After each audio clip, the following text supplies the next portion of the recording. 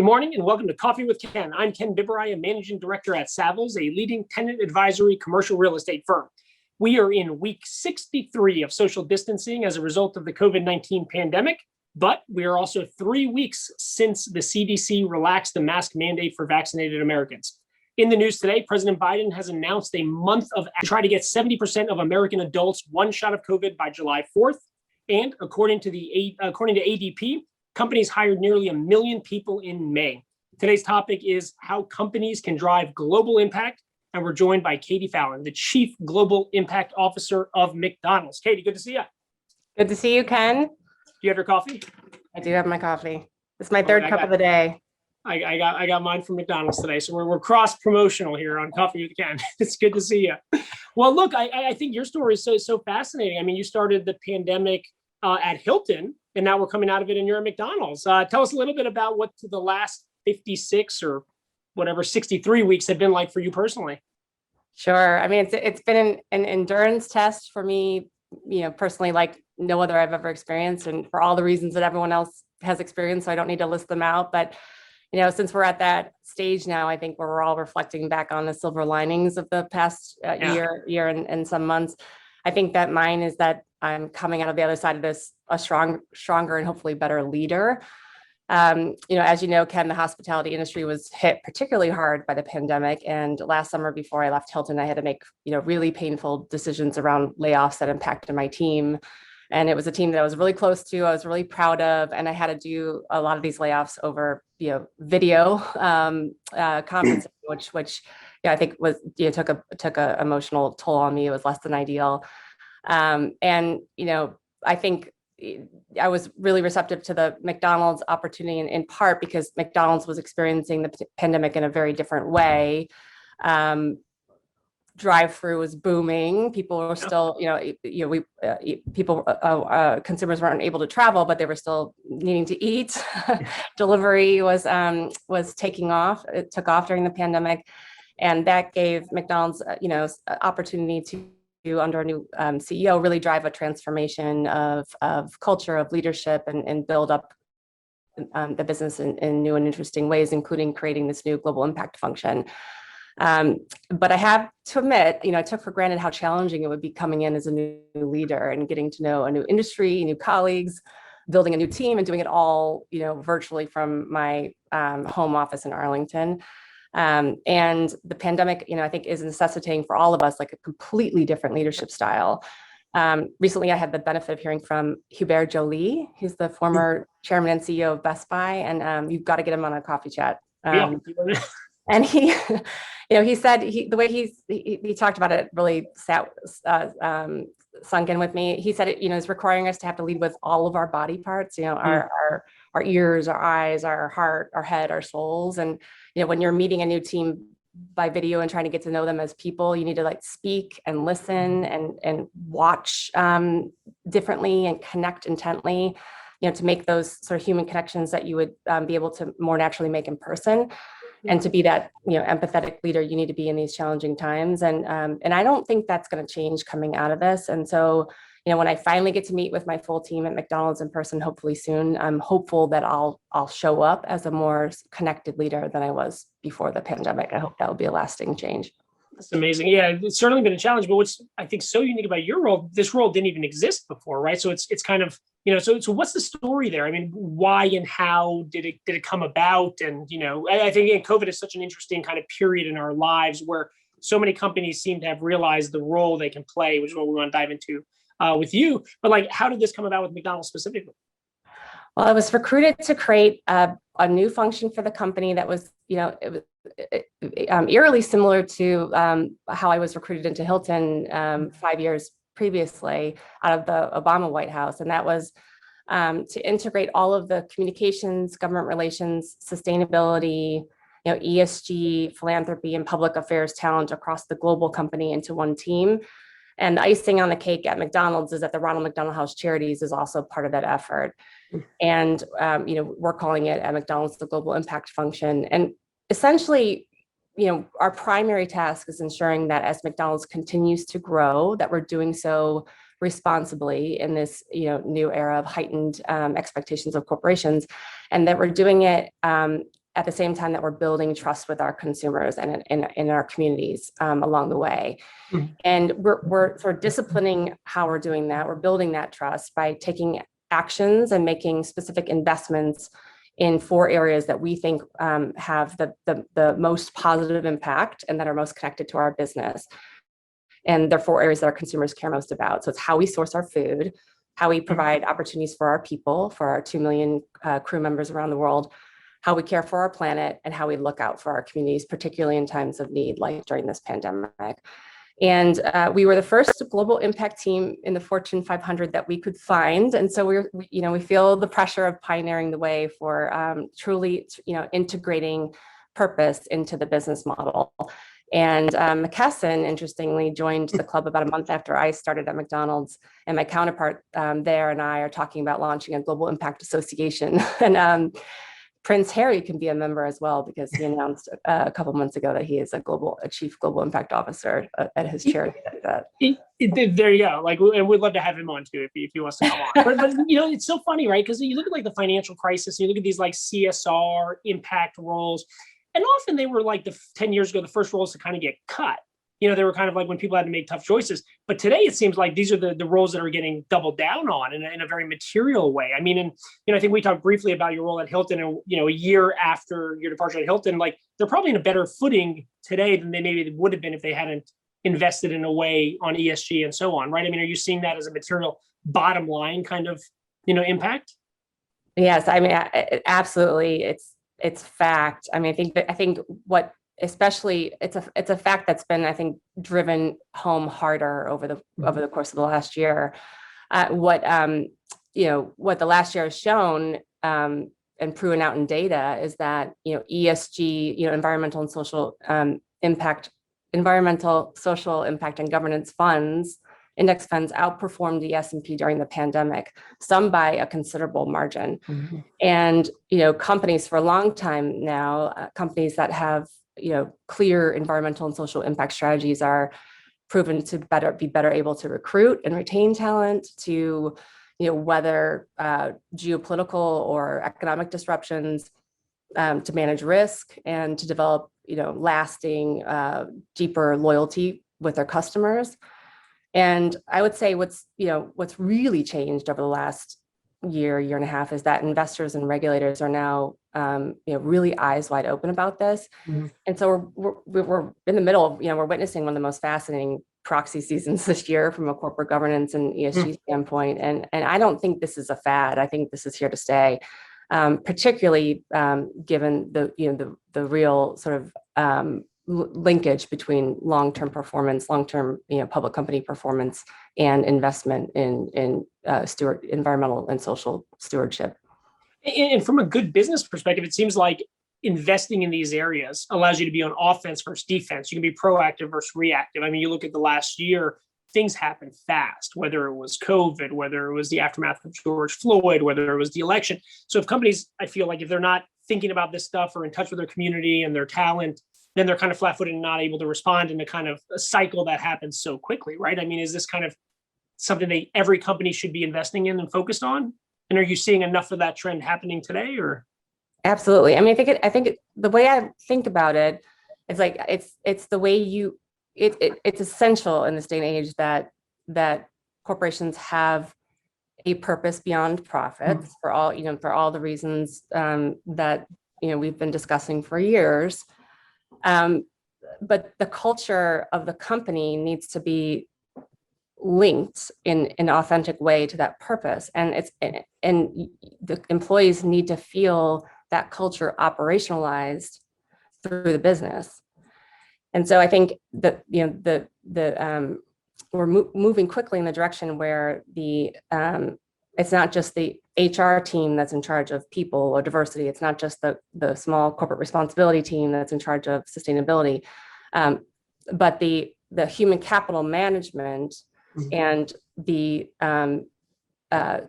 environmental stewardship is an integrated strategy across the business, and it's integrated and linked to business growth and performance. And so you're starting to see more and more companies build those metrics metrics around human capital management, around environmental stewardship into the KPIs of leaders across their companies. And I think we're at something like a 5 or 10% saturation of that type of compensation trend today. And I would say we're going to be probably at 50% in less than 5. Wow. So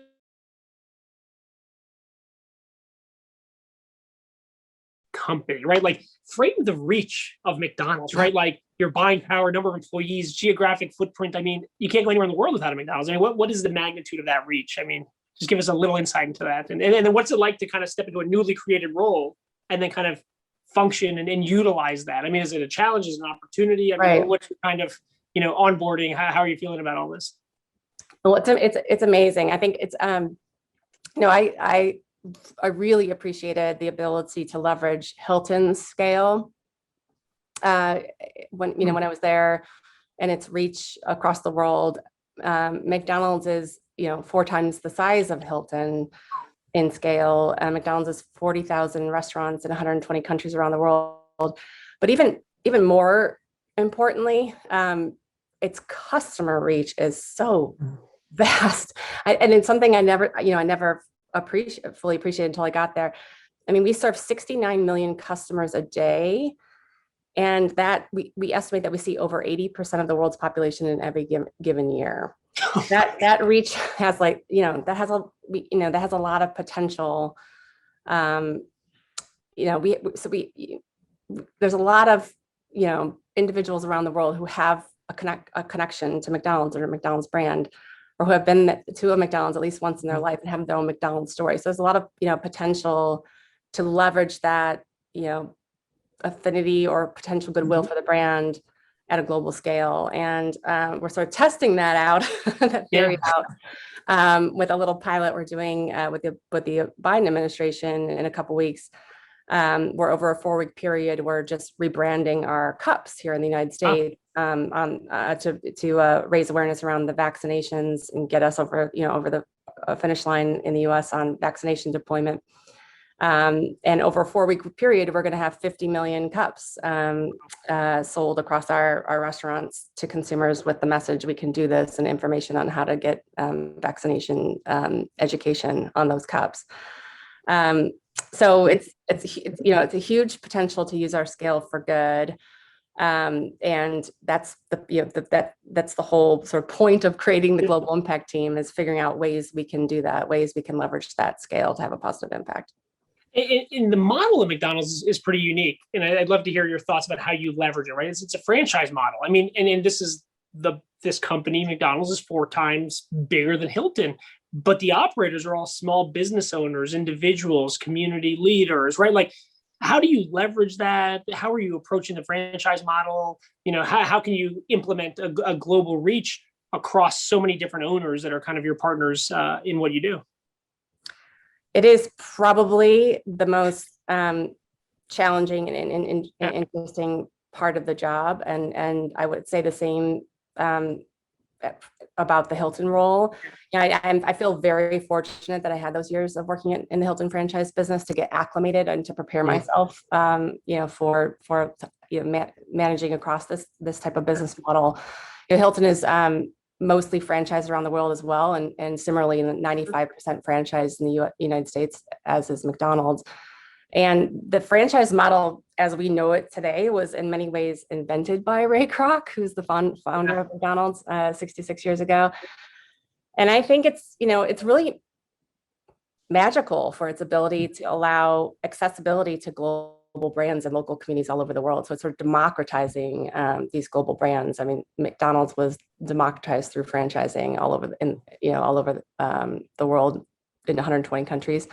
And it's also a very powerful engine for economic opportunity. I mean, I think one of the legacies of McDonald's will be that there's been generations of wealth created, and probably the McDonald's franchise model has probably created more wealth for women, and it's probably created more women BIPOC millionaires combined across supply chain and the franchise space globally than maybe any other country in history.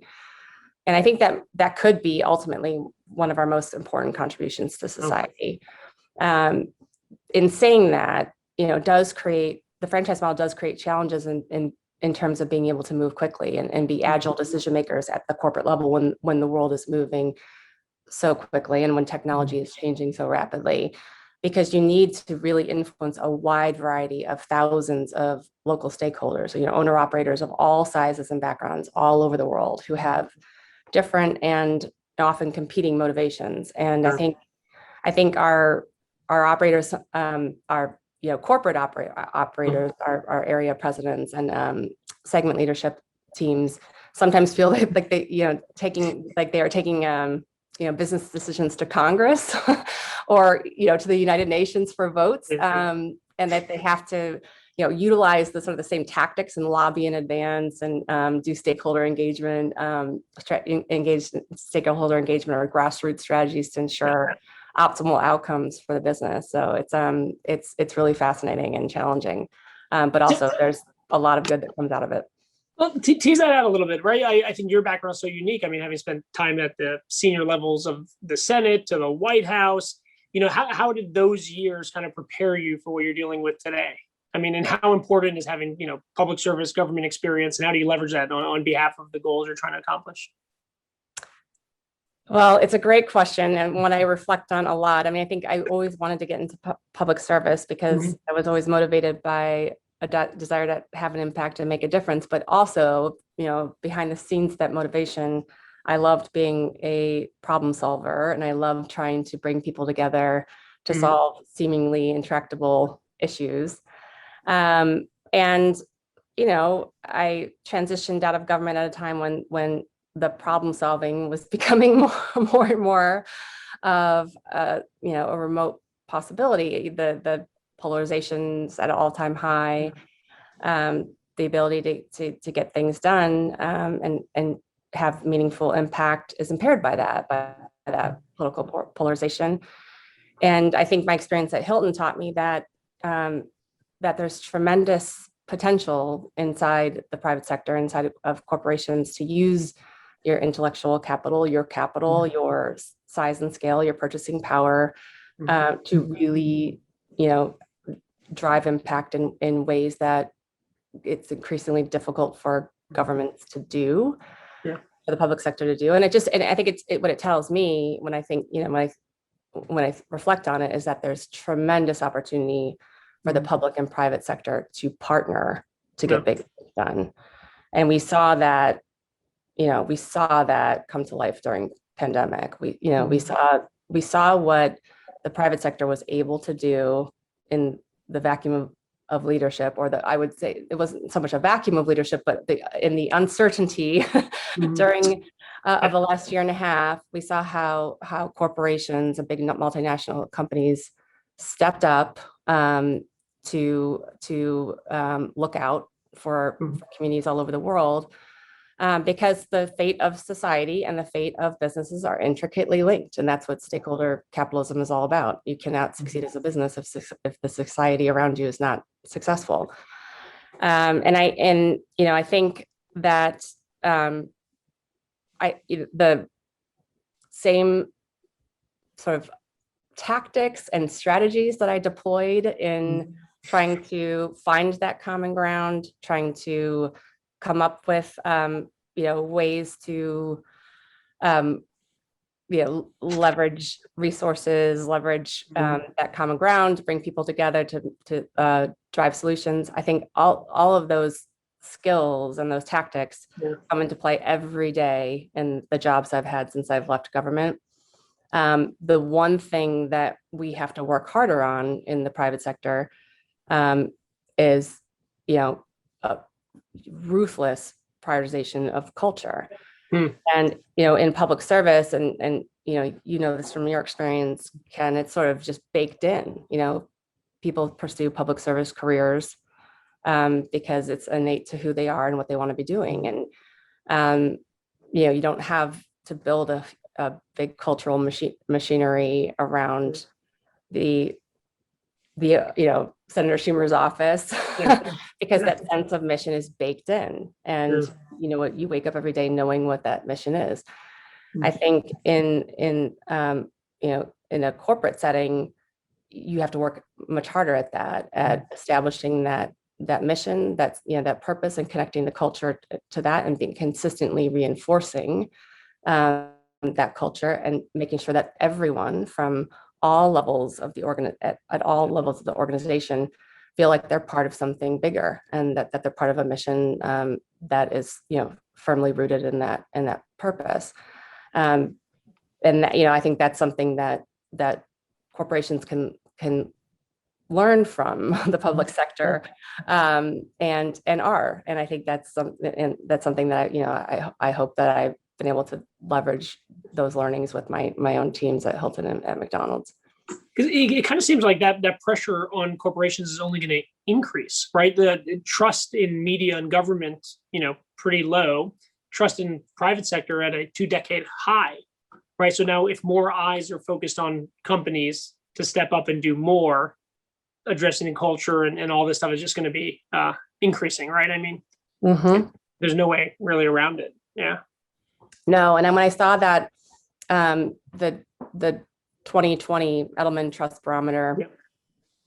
I wasn't surprised at all, because for the first time in 20 years that Edelman's been measuring, businesses scored higher in trust than government, media, NGOs, and that was a look back at the worst year of the pandemic. Sure. And as I mentioned, we saw like extraordinary things happen over the course of that year. At Hilton, in a matter of days, we provided 1 million free room nights to first responders that were providing surge support at hospitals. McDonald's gave out millions of free meals to first responders. We saw, manufacturing facilities all over the country repurposing to make PPE, and of course the vaccination development sprint.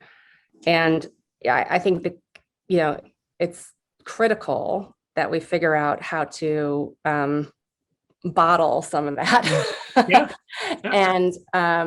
and drive smarter, more effective collaboration between public sector and private sector, instead of having just sort of this, I think, black and white debate about the relationship between government and business as almost like a binary. Are you regulating me or not? Are you taxing me or not? It's like, what can we do together to leverage what I have and what you have to drive big change? And how do we the trust issue is still an issue for business. I mean, we scored better than we ever have in 20 years, and higher than government NGOs, but it's still only 51%. I mean, it's not, that's still, so, how do we emerge from the pandemic on a mission to sort of restore trust in, our institutions in general, and how do we do that together? So you outlined kind of 4 buckets of areas you want to focus on, from supply chain to your communities, the planet. What specific goals are you setting for each of these buckets? How are you measuring it? What's a win for you? I mean, some of this stuff is often just so hard to kind of track, but yet still so important, right? So how do you kind of hold yourself, your team accountable? What goals are you trying to set, and how are you tackling each of those buckets, real quick? It's a great question. So we have, on a very basic level, we have some, fundamental priorities across each of the 4 pillars that we are invested in, just to protect our social license to operate around the world. So those are fundamental non-negotiables. Things like, being the first company to set science-based targets for our carbon emissions globally, including across our supply chain, having a human rights policy and governance strategy, having a sustainable sourcing goals across beef, chicken, coffee. Now we're looking to elevate. And you have a lot of beef, chicken, and coffee. Yes. Now we're looking to elevate that ambition to, what can we do beyond what we believe to be non-negotiables? So what can we do beyond to have a positive impact that only we can have because of our scale, scope, and our presence in our communities. So one example is we serve 1 billion Happy Meals a year. I think probably my family has 100,000 of those at least. That's a lot of Happy Meal toys, so that makes us the largest Happy Meal that makes us the largest toy manufacturer in the world. Can we develop sustainable or innovative toy manufacturing materials that can sort of change toy manufacturing for the better, and the use of materials and toys that are safe and sustainable for our kids? So we're looking at that, and we're getting ready to announce something there. We're looking at how do we extend the livelihoods of our farmers, ranchers, and growers by